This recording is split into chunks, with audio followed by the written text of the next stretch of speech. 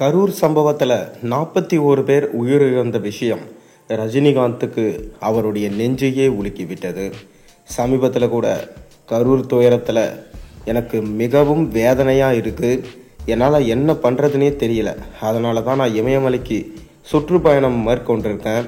அங்கு அமைதியை தேடி போயிருக்கேன்னு சொல்லிட்டு ரஜினிகாந்த் இமயமலைக்கு சுற்றுப்பயணம் போயிட்டாரு.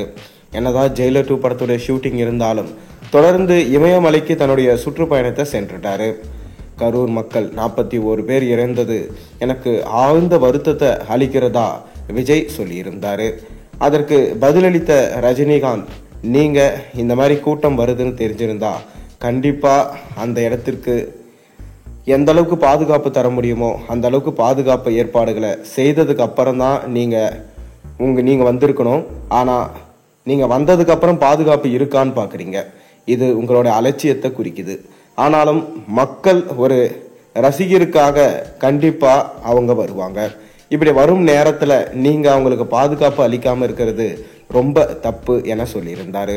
அதற்கு விஜயமே, நான் செய்தது தவறு, எனக்காக அனைவரும் மன்னிப்பு கொடுப்பீங்களா அப்படின்னு சொல்லிட்டு வீடியோ ஒன்று ரிலீஸ் பண்ணியிருந்தாரு.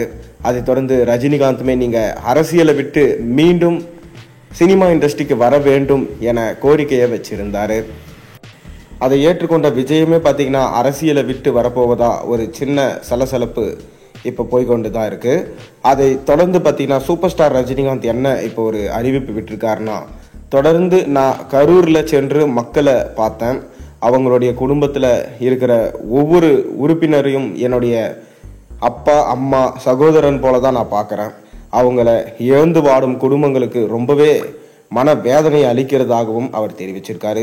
இனி வரும் காலங்களில் விஜய் மிகவும் கவனமாக இருக்க வேண்டும் எனவும், தொடர்ந்து அந்த உயிரிழந்த குடும்பத்தில் இருக்கும் பசங்களுக்கு என்ன உதவி தேவை, அவங்க படிக்கிறதுக்கு உதவி தேவையோ, அப்படி இல்லைன்னா அவங்களோட வாழ்க்கைக்கு உதவி தேவையோ, எதுவாக இருந்தாலும் செய்ய நான் தயாராக இருக்கேன் அப்படி சொல்லிட்டு சூப்பர் ஸ்டார் ரஜினிகாந்த் சொல்லியிருக்காராம். இனிமேலும் தமிழகத்தில் இந்த மாதிரி ஒரு சம்பவம் நடக்காமல் இருக்கணும். போலீசார் அனைவரும் கண்டிப்பாக பாதுகாப்பு தரணும். பாதுகாப்பு தருதி இந்த மாதிரி ஒரு விஷயம் இனி நடக்காமல் இருக்கணும்னு சூப்பர் ஸ்டார் ரஜினிகாந்த் வேண்டி விரும்பி கேட்டுக்கொள்கிறார்.